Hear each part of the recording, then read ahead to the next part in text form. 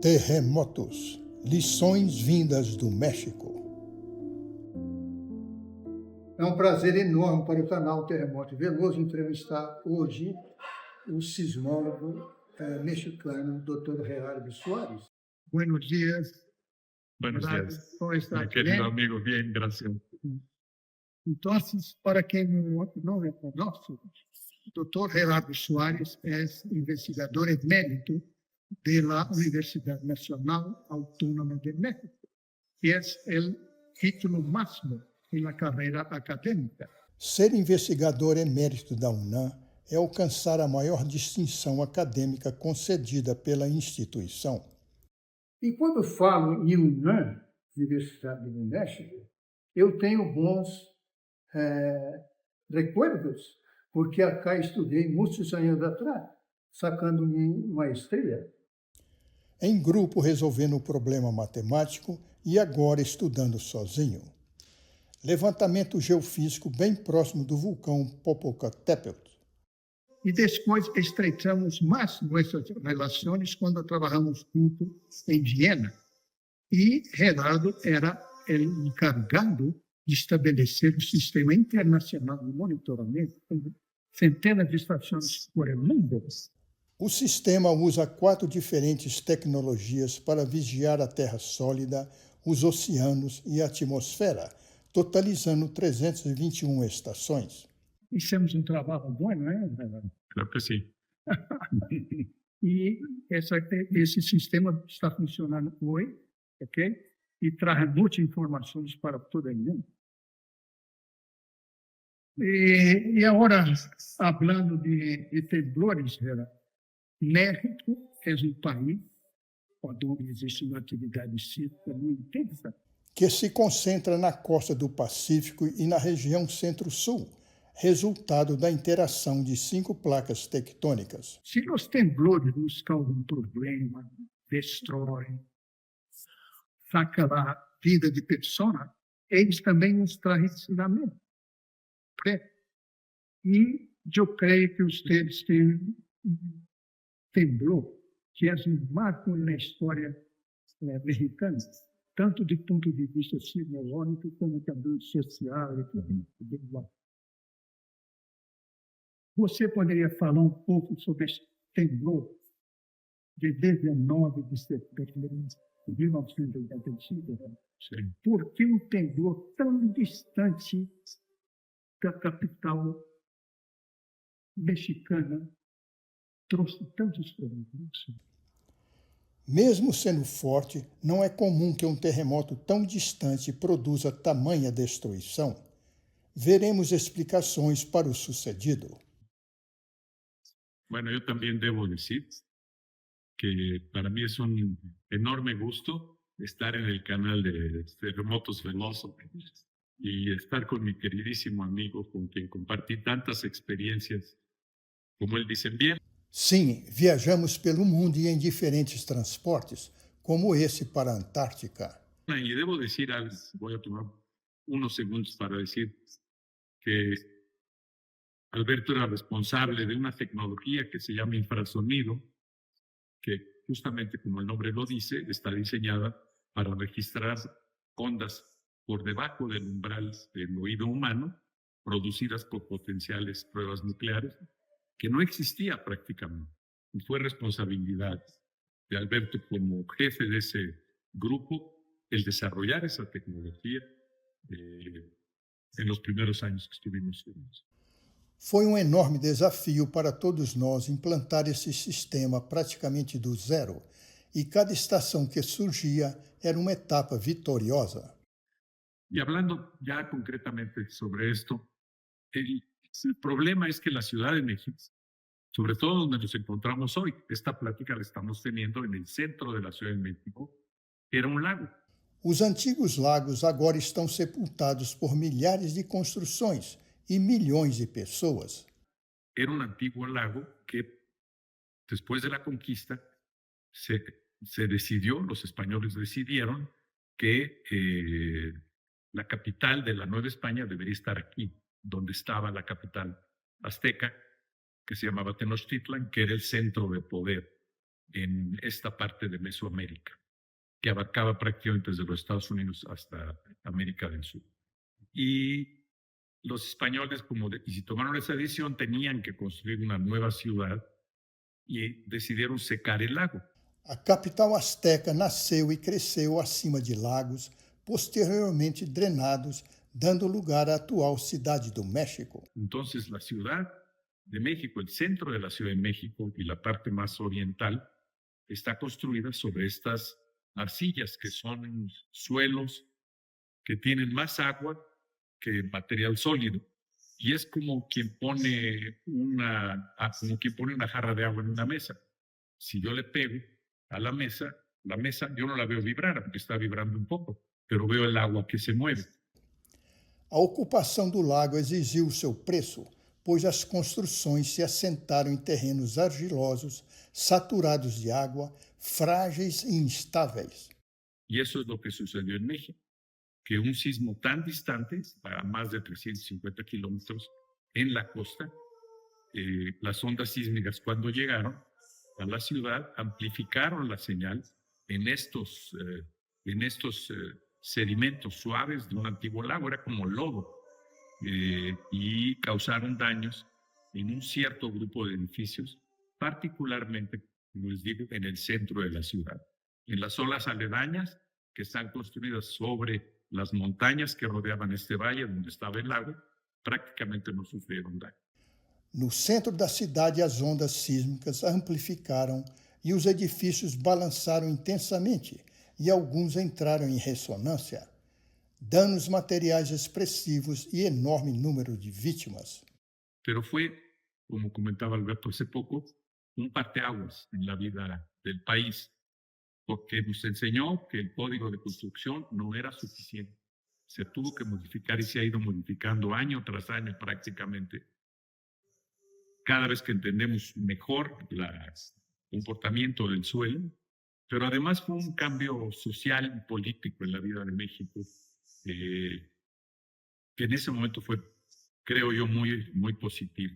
Pero sí hay un antes y un después, no solo en la ciencia, no solo en la tecnología, sino también en la vida de México después del 19 de septiembre de 1985.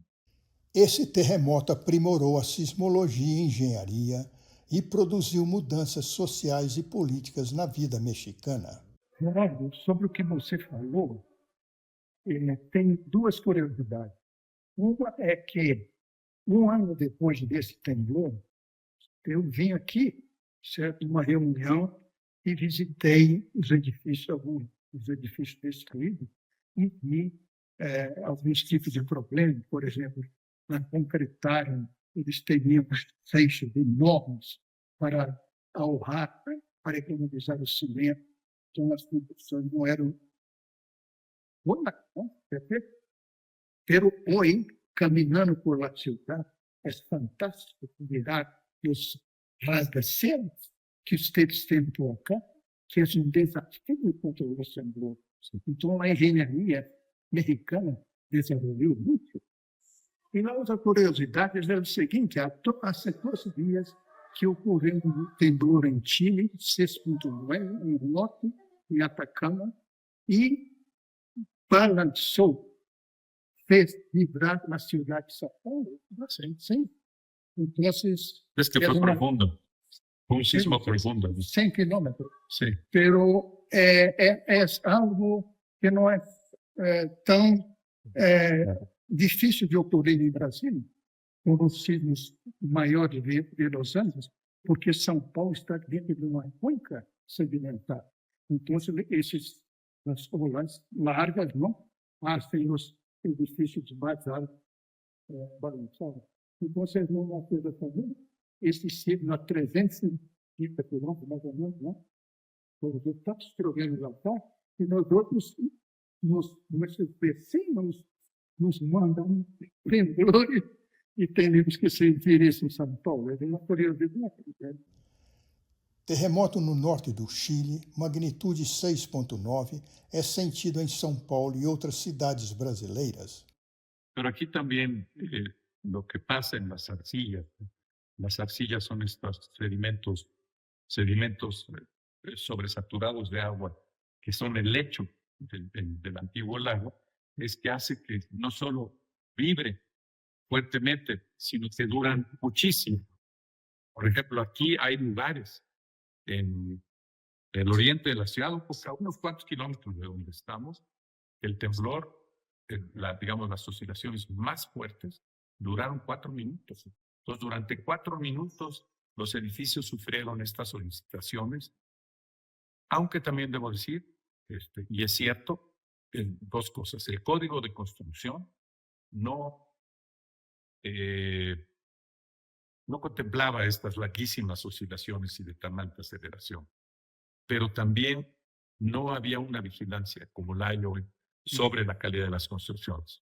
Y me duele decirlo, pero es cierto que muchas construcciones fallaron porque hubo economía en el cemento, en el acero y en las técnicas constructivas.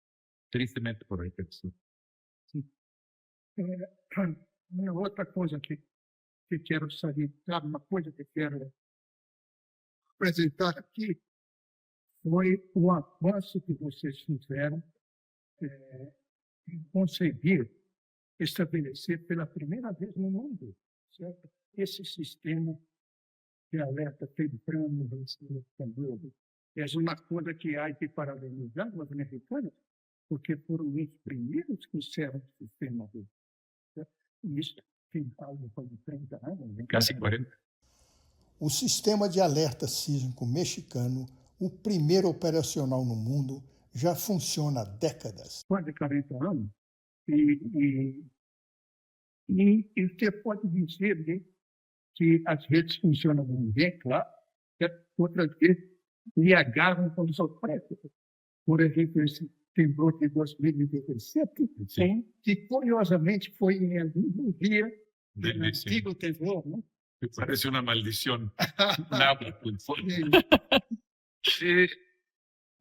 Lo que pasa es que en este tremendo impacto que causó el temblor del 19 de septiembre, a todos nosotros, yo les puedo decir en lo personal, yo era un investigador muy joven y me tocó ir a la costa donde ocurrió el temblor a registrar sismos, ni siquiera me fui a despedir de mi esposa del instituto, me fui al aeropuerto.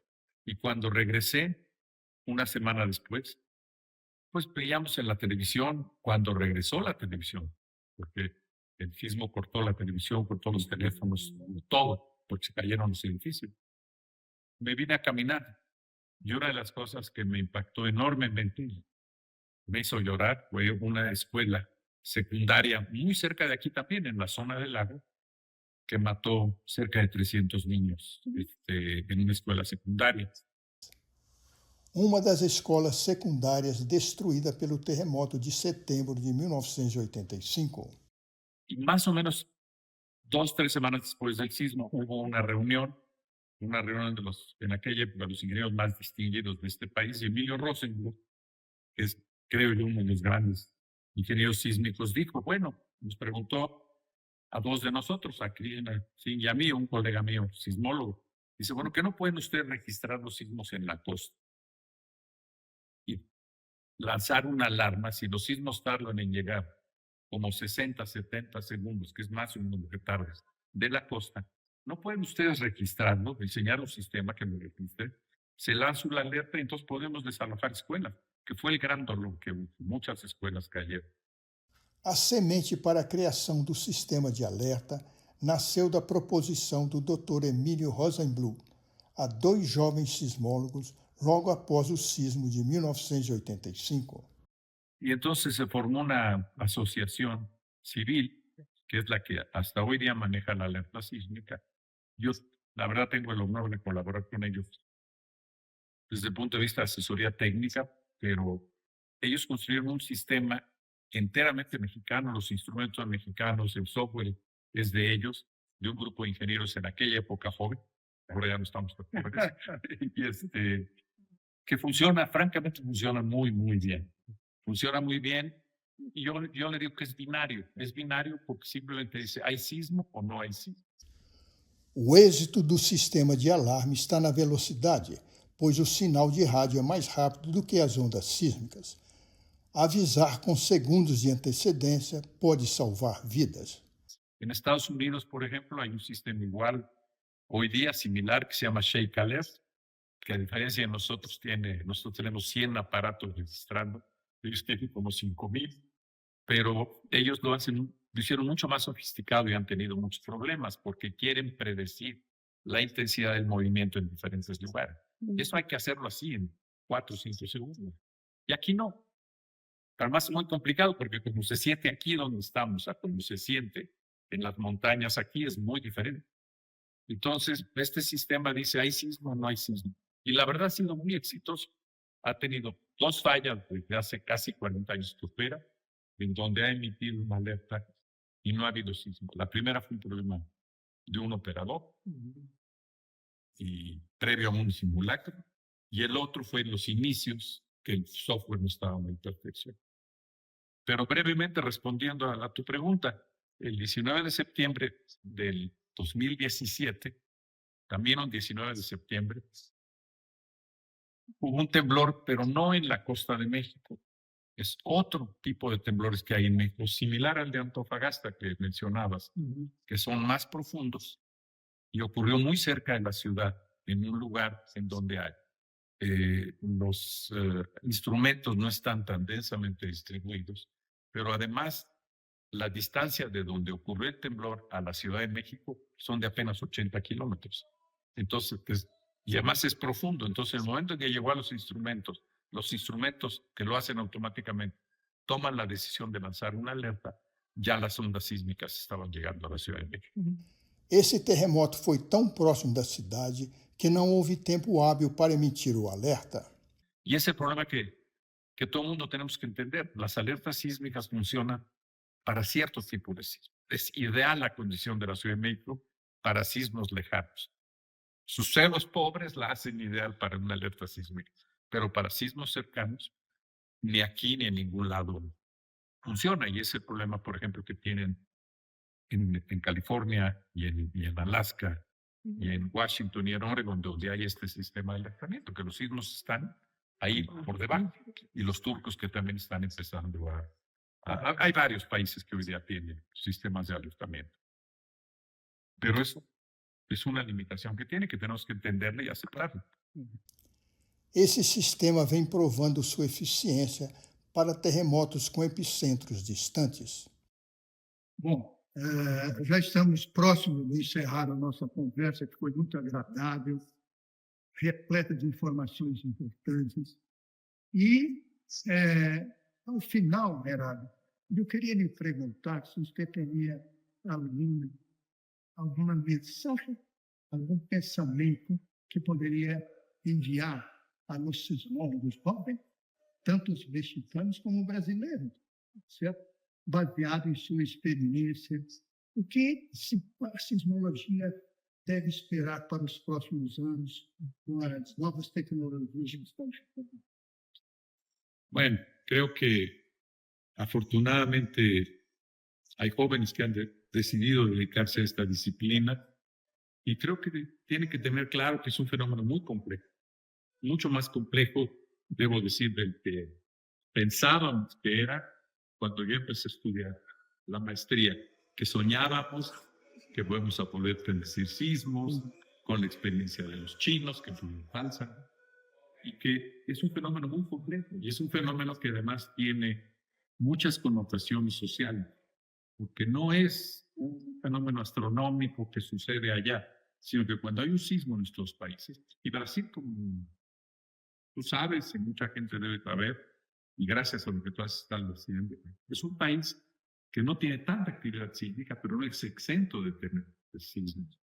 Hubo en el Mato Grosso en el 65 con un temblor de magnitud 6.3 y no está exento de tener. Y después yo recuerdo, porque estuve en ese momento, yo cámara, que hubo todo este enjambre de sismos. Entonces Brasil tampoco está exento de estos sismos y creo que puede ser un gran incentivo para jóvenes el estudiar esta disciplina, trabajar con ingenieros y asegurar que los sismos no causen tantas pérdidas. Yo creo que ese es un reto que todos tenemos, humanas y materiales. ¿Sí? Ok, hombre. Muchas gracias. Gracias. Un prazer em saudá-lo e ter hablado contigo. Gracias a Dios. Un recuerdo muy especial de nuestra visita a México.